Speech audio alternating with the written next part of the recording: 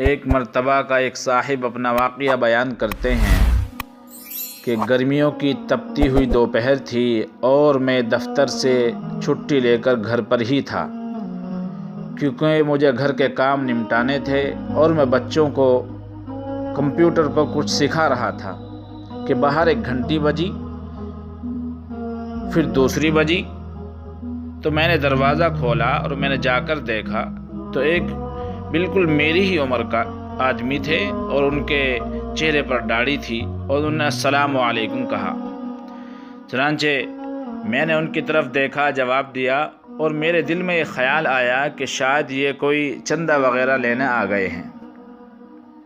بہرحال میں نے کہا جی فرمائیے، تو انہوں نے کہا آپ طاہر صاحب ہیں؟ میں نے مختصر سا جواب دیا جی۔ وہ بولے مجھے رفیق صاحب نے بھیجا ہے، غالباً آپ کو کرایہ دار کی ضرورت ہے۔ میں نے کہا ہاں، مجھے اچانک یاد آیا کہ میں نے دفتر کے ایک ساتھی کو بتایا تھا کہ میں نے اپنے گھر کا اوپر والا پورشن کرائے پر دینا ہے، اگر کوئی نیک اور چھوٹی سی فیملی والا نظر آئے تو بتائیے گا، کیونکہ دفتر کی تنخواہ سے خرچے پورے نہیں ہوتے۔ مجھے افسوس ہوا کہ میں نے اتنی دھوپ میں کافی دیر اسے باہر کھڑا رکھا۔ اسے 6 ماہ کے لیے مکان کرائے پر چاہیے تھا، کیونکہ اپنا مکان وہ گرا کر دوبارہ تعمیر کروا رہے تھے۔ میں نے 3000 کرایہ بتایا، لیکن بات 2000 پر پکی ہو گئی۔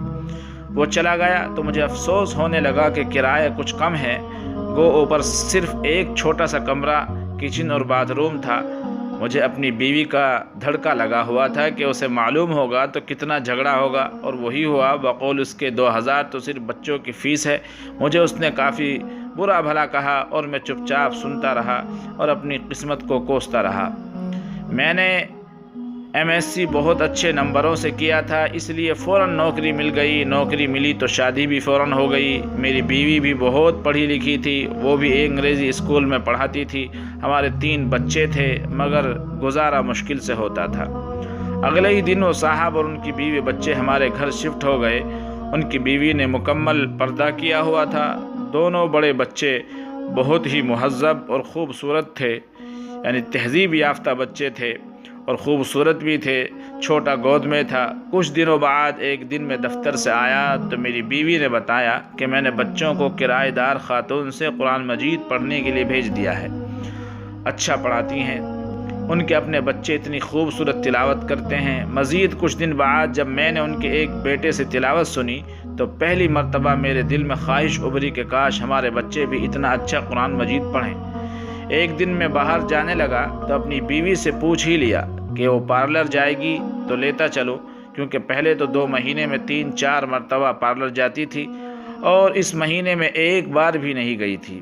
اس نے جواب دیا کہ پارلر فضول خرچی ہے، جتنی خوبصورتی چہرے پر 5 بار وضو کرنے، نماز اور تلاوت سے آتی ہے، کسی چیز سے نہیں آتی۔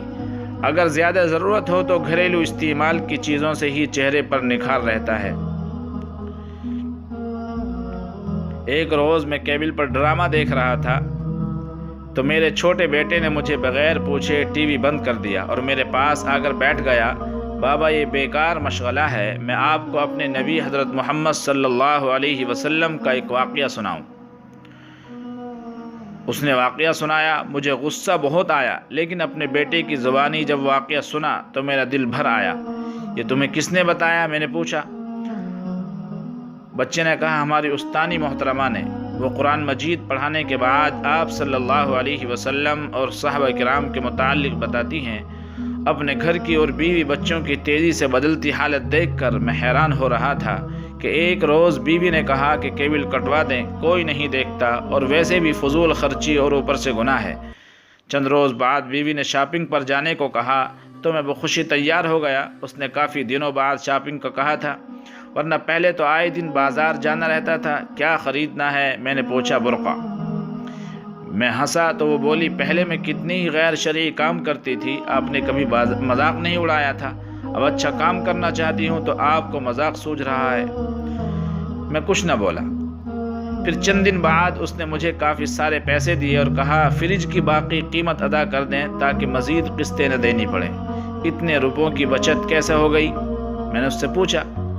وہ بولی بس ہو گئی، اور مسکرائی۔ جب انسان اللہ تعالیٰ کے بتائے ہوئے احکام پر چلنے لگے تو برکت خود بخود ہو جاتی ہے۔ یہ بھی وہ کرایہ دار خاتون نے بتایا۔ سکون میرے اندر تک پھیل گیا۔ میری بیوی اب نہ مجھ سے کبھی لڑی، نہ شکایت کی۔ بچوں کو وہ گھر میں پڑھا دیتی ہے، خود بچوں کے ساتھ قرآن مجید تجویز سے پڑھنا سیکھ رہی تھی۔ وہ خود نماز پڑھنے لگی تھی اور بچوں کو سختی سے نماز پڑھنے بھیجتی تھی۔ مجھے احساس ہونے لگا کہ نجات کا راستہ یہی تو ہے۔ پیسہ اور آرائش سکون نہیں دیتا، اطمینان تو بس اللہ کی یاد میں ہے۔ مجھے اس دن 2000 کرایہ تھوڑا لگ رہا تھا۔ آج سوچتا ہوں تو لگتا ہے کہ وہ تو اتنا زیادہ تھا کہ آج میرا گھر سکون سے بھر گیا ہے۔ اس لیے اچھی صحبت میں رہیے، اچھوں کے پاس بیٹھیے اور اچھوں کے ساتھ رہیے، بات کریے، صحبت میں رہیے۔ اللہ رب العزت زندگی کا سکون عطا فرما دے گا۔ وہ داڑھی والے ایک حافظ قرآن تھے اور ایک قاری صاحب تھے، تو اللہ رب العزت نے ان کی برکت سے کس طرح اس آدمی کے گھر کو، جس کا گھر بالکل ایک طرح سے گویا جہنم بنا ہوا تھا، کس طرح اس کو اطمینان اور سکون میں اور جنت میں